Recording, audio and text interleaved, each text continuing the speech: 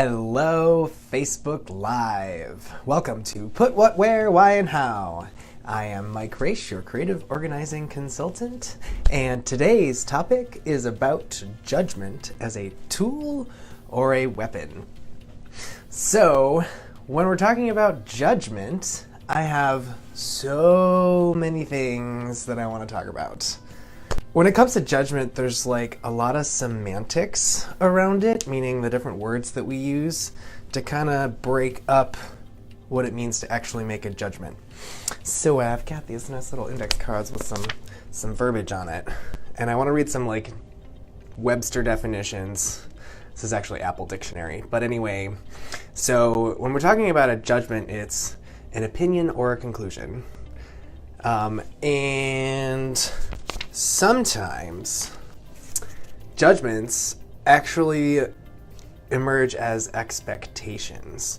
So an expectation is a strong belief that something will happen or be the case in the future. So we make some kind of judgment about the future, and therefore we might be setting ourselves up for failure.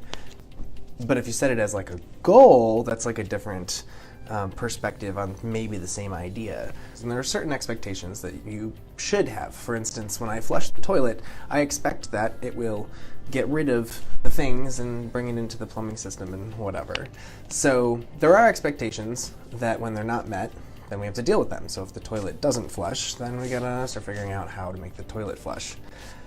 But when you're setting expectations for people, like, for instance, people that are close with you, and you set up expectations that they're going to be a certain person, or do a certain thing, or do a certain thing a certain way, then you setting up those expectations can become weaponized, more or less. You're creating conflict because you're setting something up that really they're not set up to be doing, or it's not who they are, or what they're planning on doing, and it's really their life, so we should be liberating them, not setting up expectations for them.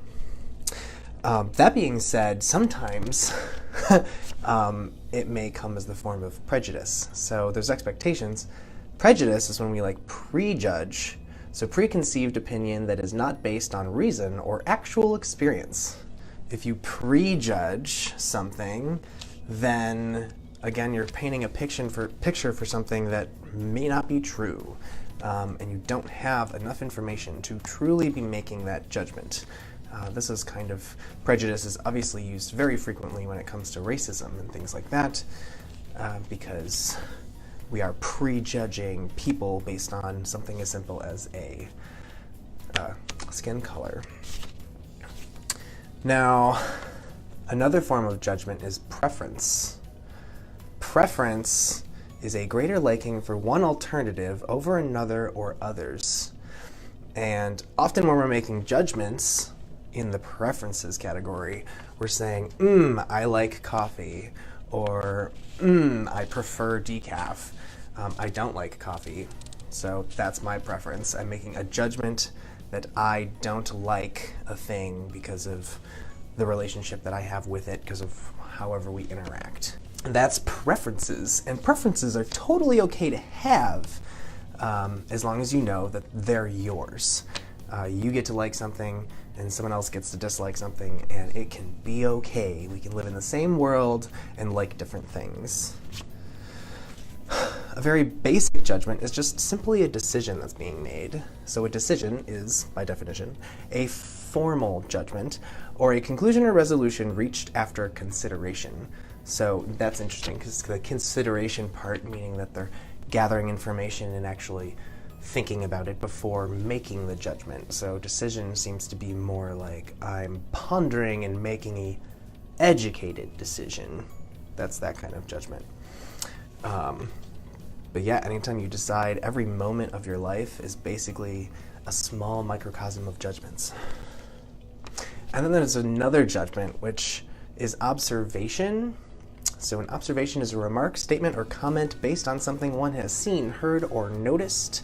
Another definition is the action or process of observing something or someone carefully or in order to gain information. So an observation often doesn't have opinions attached to it. So like, this guy is blue can be an observation. And although you and I may experience blue differently, we can agree that it's blue, and we've observed that. And then we can have a preference of whether or not we like blue or not, but that's a preference. It's a whole nother judgment, and again, that's a your judgment.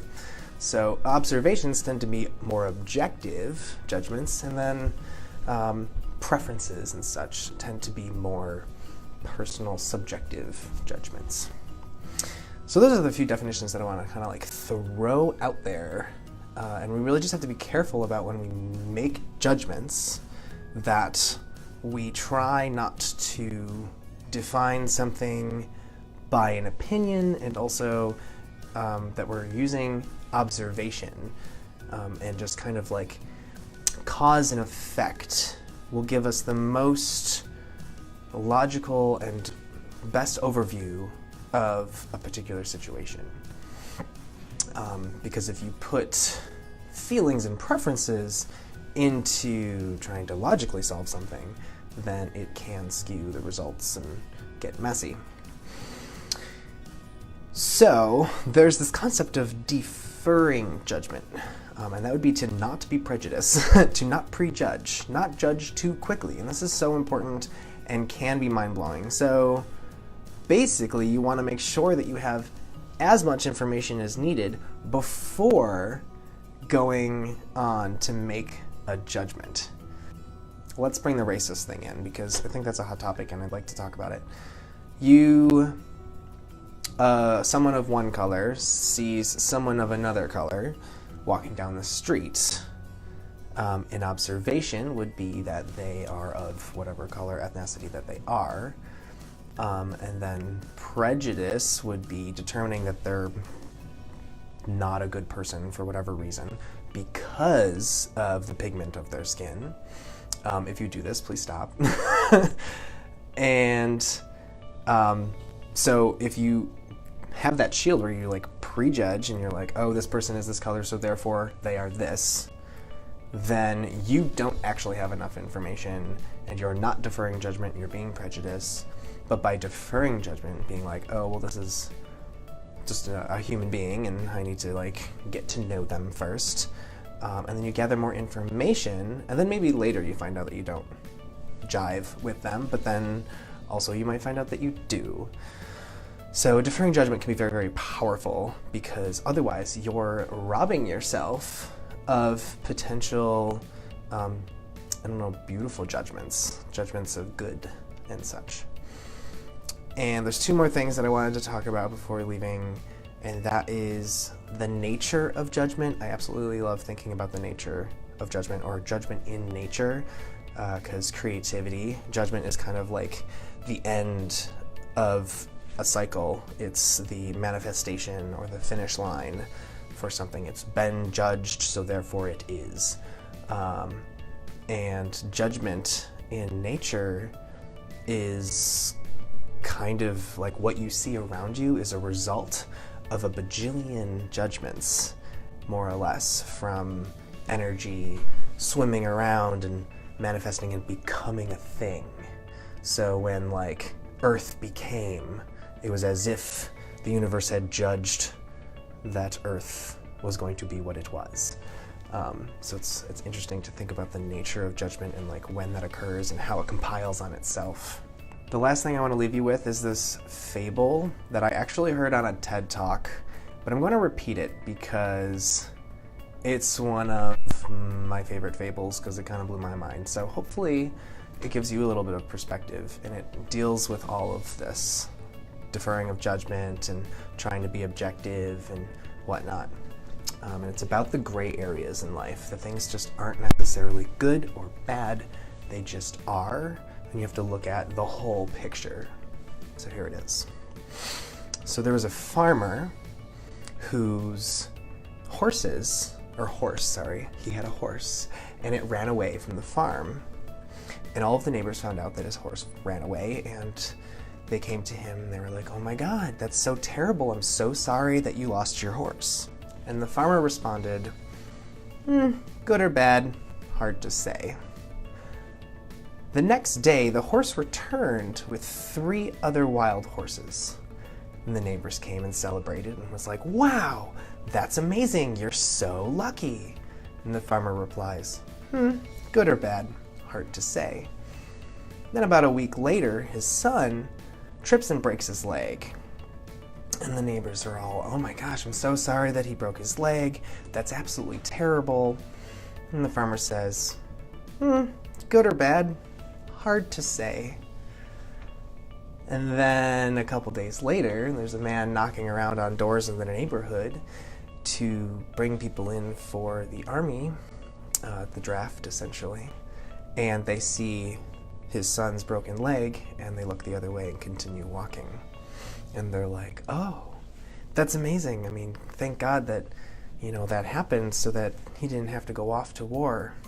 And the farmer says, "Good or bad, hard to say." And that's pretty much it. We take away that there is this experience that we're having in life, and when we assign good and bad, which we need to be able to assign good and bad to certain things in order to avoid them. I use poisonous berries as a thing. Like, yes, poisonous berries, when you eat them, it is bad, because bad, which is follow the chart to death, which is undesirable and not preferred, generally speaking.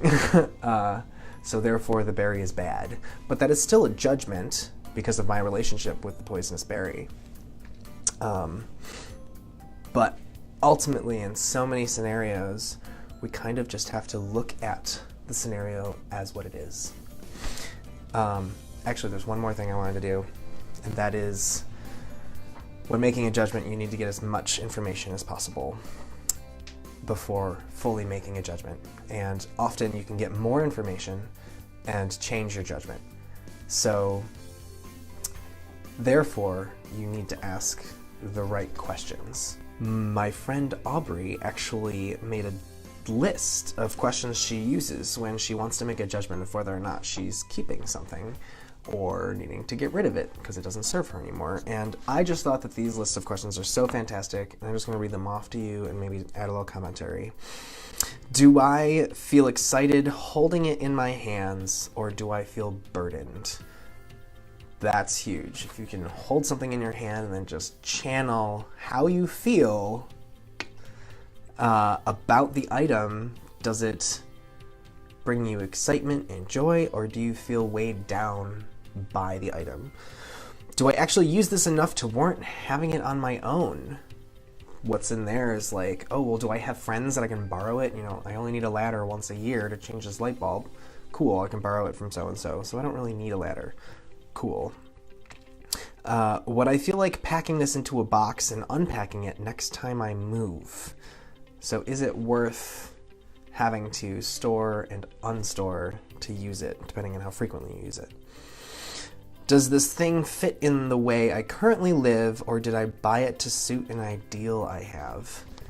I absolutely love this question because so many people, when you buy stuff, pretty much all the time, you're buying a thing for something in the future. But where the question comes is, am I seeing a thing, or am I creating an unrealistic ideal? Am I seeing a thing and going, ooh, I could do this thing? Well, if you could do it, then it's probably not time for you to buy it. If you're going to do it, or if you want to do it soon, then maybe buy it. But so many people will buy things going, I'm gonna make slushies, I'm gonna make art, I'm gonna whatever. And then it falls through, and then you build a bunch of stuff that never gets used, and consumer rates go up for no reason, and et cetera, et cetera. Is the maintenance worth my time, energy, and money? Value, value, value, value. Time is valuable, energy is valuable, money is valuable. So definitely weighing all of those things, maintenance, which costs time, money, and energy. Those are all very important resources to make sure that you hang on to. Do I say, not today, every time I think about using it? very cool question. Am I looking at it and am I thinking, I should? Again, it's that like, I should, I could. The I shoulds and I coulds. It's, my men's group talks, we should all over ourselves. So don't should, don't could, do or don't do. Make a judgment, but gather all the information first. Would I spend money to replace it if it went missing, or could I live without it? Could I live without it? And this is another thing. So many people are stressed about letting things go and being like, well, when I do need that thing, then how is it that I'm going to get over the reason that I need the thing? And we as humans have an amazing ability to use our creativity and figure out an alternative way to accomplish the same thing. It happens all the time. And very often with people that have a lot of stuff, they won't be able to find something and they still have to do the same idea. We're like, oh, I can't find my whatever, so I'm going to put A, B, and C together to make a makeshift whatever. So, double-edged sword. Thinking about judgment, we make judgments every moment of every day, and we have to be conscious of those things because we just go flailing our judgments around. That will make you suffer, and that will make those around you suffer. So use judgment carefully. It can be very, very helpful and guide your path if you have enough information, but it can also be dangerous. And if you set up expectations or prejudice for people and make judgments based on non-information, then we are not going to make the world a better place. All right. Love y'all. Thanks for hanging out, and I will see you next week.